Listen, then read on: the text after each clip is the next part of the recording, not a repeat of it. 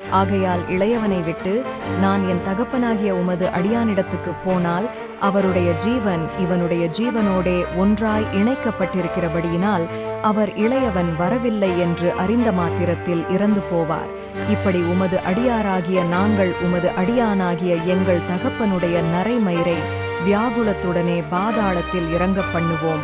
இந்த இளையவனுக்காக உமது அடியானாகிய நான் என் தகப்பனுக்கு உத்தரவாதி. அன்றியும் நான் இவனை உம்மிடத்துக்கு கொண்டு வராவிட்டால் நான் எந்நாளும் உமக்கு முன்பாக குற்றவாளியாயிருப்பேன் என்று அவருக்கு சொல்லியிருக்கிறேன். இப்படி இருக்க இளையவன் தன் சகோதரரோடே கூட போகவிடும்படி மன்றாடுகிறேன். உம்முடைய அடியானாகிய நான் இளையவனுக்கு பதிலாக இங்கே என் ஆண்டவனுக்கு அடிமையாயிருக்கிறேன். இளையவனை விட்டு எப்படி என் தகப்பனிடத்துக்கு போவேன்? போனால் என் தகப்பனுக்கு நேரிடும் தீங்கை நான் எப்படி காண்பேன் என்றான். இந்த வீடியோ உங்களுக்கு பிடித்திருந்தால் லைக் பண்ணுங்க, ஷேர் பண்ணுங்க, மறக்காம சப்ஸ்கிரைப் பண்ணுங்க. ஆண்டவர் உங்களை ஆசீர்வதிப்பாராக.